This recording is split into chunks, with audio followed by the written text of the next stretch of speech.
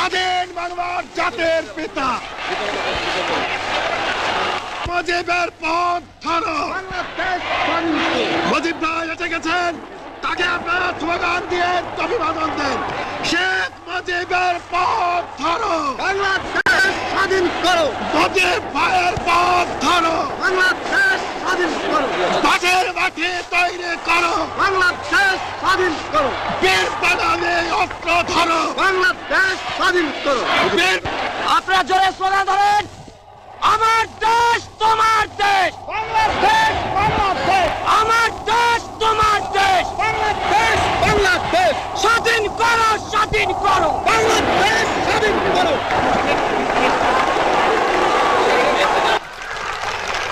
যে পর্যন্ত আমার এই দেশের মুক্তি না হবে, খাজনা ট্যাক্স বন্ধ করে দেওয়া হলো, কেউ দেবে না। প্রত্যেক গ্রামে, প্রত্যেক মহল্লায়, প্রত্যেক ইউনিয়নে, প্রত্যেক সাব ডিভিশনে আওয়ামী লীগের নেতৃত্বে সংগ্রাম পরিষদ গড়ে তোলো এবং তোমাদের যা কিছু আছে তাই নিয়ে প্রস্তুত থাকো। মনে রাখবা, রক্ত যখন দিয়েছি, রক্ত আরো দেব। এই দেশের মানুষকে মুক্ত করে ছাড়বো ইনশাআল্লাহ।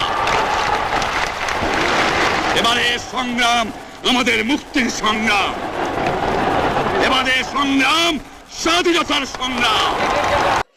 অনেকে ভাবছেন যে আমি হঠাৎ করে এই পুরনো ভাষণ কেন নিয়ে আসলাম, কারণ আমি একজন বাঙালি। আর এই ৭ই মার্চের ভাষণের পর বাংলাদেশের স্বাধীনতার ঘোষণা দেওয়া হয়, আর এই বঙ্গবন্ধুর ভাষণের পর বঙ্গবন্ধুকে গ্রেপ্তার করা হয়। আর এই মার্চের ২৬ তারিখ আমরা বিজয় দিবস হিসেবে উদযাপন করি। আর তাই এই ভাষণটা আমি আপনাদের কাছে শুনাইলাম ইতিহাস মনে করে দেওয়ার জন্য।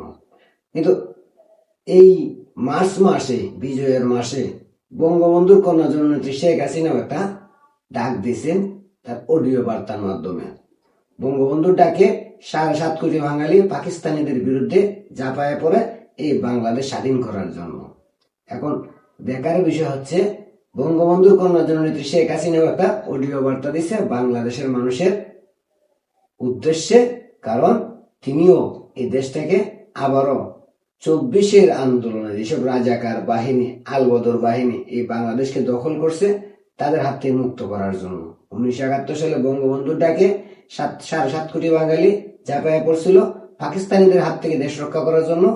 আর বঙ্গবন্ধুর কন্যা যে ডাক দিছে, সেই ডাকে আবারও বাঙালিরা ঝাঁপিয়ে পড়বে কিনা এই নব্য রাজাকারের হাত থেকে দেশকে বাঁচানোর জন্য, সেইটার জন্যই আমি আজকের এই ভিডিওটাও করতেছি। চলেন বঙ্গবন্ধুর কন্যা শেখ হাসিনা কি বার্তা দিলেন বাংলাদেশের মানুষের উদ্দেশ্যে, সেটা শুনি। আমি তো ফিরে আসবোই ইনশাল্লাহ। আমার মৃত্যুদণ্ড দিয়েছে, আমি পড়া করি না, আমি আসবো, সময় হলে আসবো। তবে তার আগে এতদিন তারেক জিয়া, খালেদা জিয়া, তাদের এত নাম শুনেছেন আপনারা, তাদের আমলটা একটু দেখেন। কারণ না দেখা পর্যন্ত তো আপনারা বুঝবেন না। যেমন ইনু সম্পর্কে যখন আমি কিছু বলতাম তখন কেউ বিশ্বাস করতে চাইতো না। ২০১৮ সাল থেকে সে চক্রান্ত করে যাচ্ছে। ২০০৭ সালে নিজে দল করার চেষ্টা করেছে। ২০১১ সাল থেকে তার চেষ্টাই ছিল কিভাবে আমাকে ক্ষমতাচ্যুত করবে বা হত্যা করবে। ২৪-এ এসে পেরেছে। সে ১১ সাল থেকে যেটা চেষ্টা ২৪-এ এসে করতে পারলো। তারপর যখন বেঁচে আছি, ইনশাল্লাহ একদিন বাংলাদেশে আসবো। বাংলাদেশের মানুষের জন্য ঠিকই আবার আমরা উন্নত জীবন দিতে পারবো। আগামী ৭ মার্চ এবং ১৭ই মার্চ, ২৬শে মার্চ, ৭ই মার্চ জাতির পিতা সেই ঐতিহাসিক ভাষণ, ১৭ই মার্চ জাতির পিতা বঙ্গবন্ধু শেখ মুজিবের জন্মদিন আমরা শিশু দিবস হিসেবে উদযাপন করি। সেই শিশু দিবস হিসেবেই এটাকে উদযাপন করতে হবে, সেই উদ্যোগটা নিতে হবে। ২৬শে মার্চ আমাদের স্বাধীনতা দিবস। ২৬শে মার্চ জাতির পিতা বঙ্গবন্ধু শেখ মুজিবুর রহমান স্বাধীনতার ঘোষণা দেন। তারপরেই তাকে গ্রেপ্তার করে এবং পাকিস্তান বন্দী করে নিয়ে যায়, রাষ্ট্রদ্রোহী মামলা দেয়, এমনকি ফাঁসির আদেশ দিয়েছিল। ২৬শে মার্চ আমরা যথাযোগ্য মর্যাদার সাথে উদযাপন করব। শুনলাম তো বঙ্গবন্ধুর কন্যা শেখ হাসিনার বক্তব্য। আমি শুধু দেখার অপেক্ষায় আছি। বঙ্গবন্ধুর ডাকে ৭.৫ কোটি বাঙালি ঝাঁপাইয়া পড়ছিল বঙ্গবন্ধুর কন্যা শেখ হাসিনার ডাকে। কয়জন মানুষ এই ৯০ জন রাজাকারের হাত থেকে বাংলাদেশকে রক্ষা করার জন্য রাস্তায় নেমে আসে।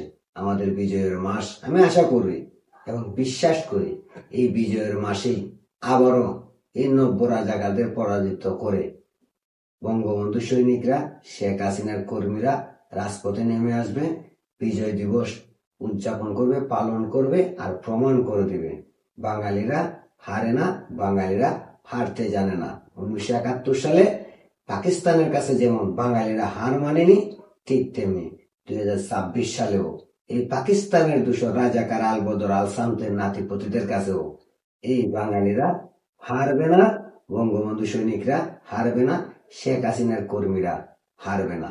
এই আশায় রইলাম। দেখা যাক 26শে মার্চ বিজয় দিবসে শেখ হাসিনার ডাকে কতজন রাস্তায় নেমে আসে এই দেশকে আবারও নব্য রাজাকার মুক্ত করতে। ইনশাআল্লাহ ভালো কিছু দেখবো, আশা রাখতেই পারি। জয় বাংলা, জয় বঙ্গবন্ধু।